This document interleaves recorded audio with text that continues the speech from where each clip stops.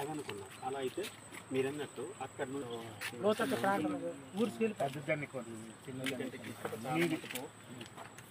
పశువులు కొట్టుకెళ్ళిపోతున్నాయి, మనుషులు కొట్టుకెళ్ళిపోతున్నాయి, చాలా మంది చనిపోయారు కూడా. మేము పెడుతున్నాం, గ్రీవెన్స్లు పెడుతున్నాం, కాళ్ళ గారికి, దేవ గారికి, సంబంధిత ఎమ్మెల్యే ప్రతి ఒక్కరికి ఇస్తున్నాం. వచ్చినప్పుడు గిరిజనుల భక్తులు ఆవులు కొట్టుకెళ్ళిపోయినప్పుడు మేము ఉన్నామని 10 సార్లు చేస్తున్నారు.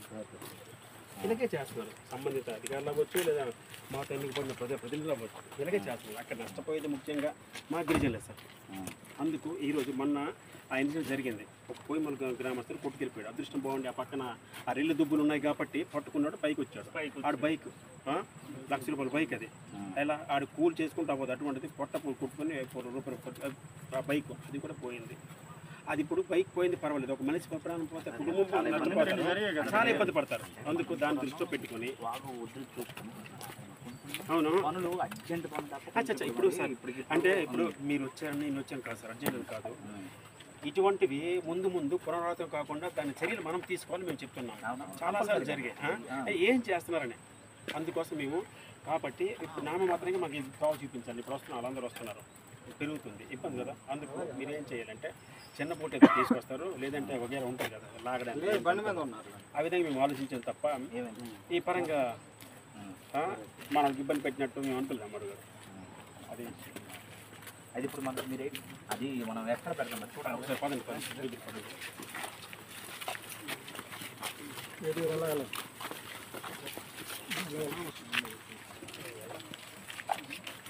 అన్ని ఒక ఆయన కుర్చీలో పెట్టుకొని మోసుకొని వచ్చేది ఇదే విధంగా. అక్కడ ఆడంలో వాళ్ళ అబ్బాయి వీడియో అవసరం లేదమ్మా.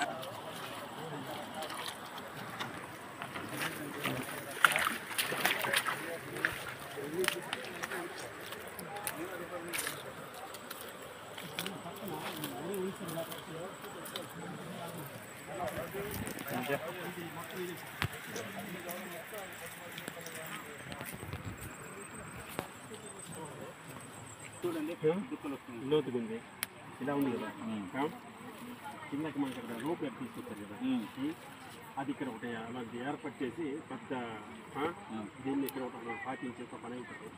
అది ప్రస్తుతానికి 4-5 రోజులు. ఇక్కడ లోతు ఎలా ఉంది చూడండి, అలాగేనండి. ఇక్కడ లోతు ఎలా ఉంది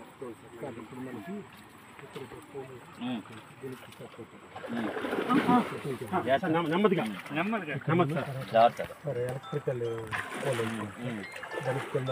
ఇప్పుడు వర్షం లేదు కదా సార్, తగ్గిపోయింది సార్.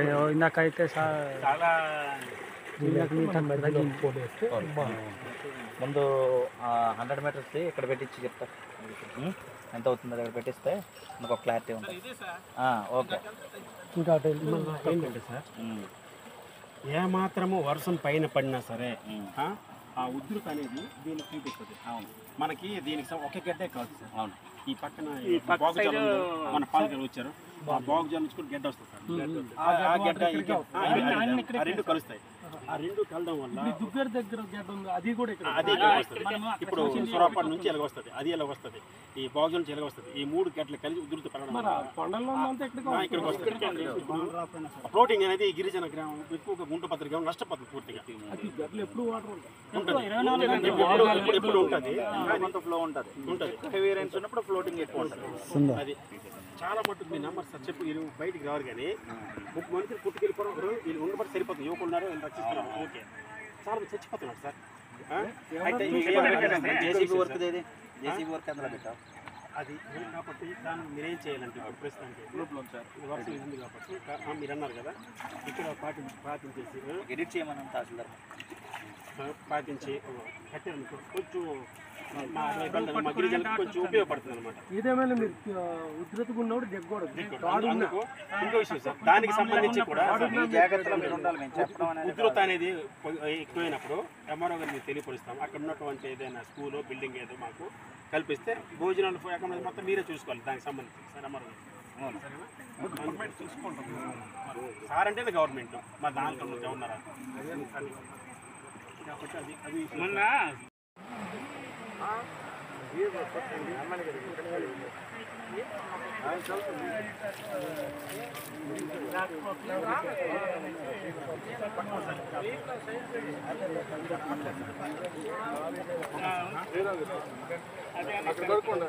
సరే గొడవ తగ్గుతుంది, జాగ్రత్త జాగ్రత్త సార్,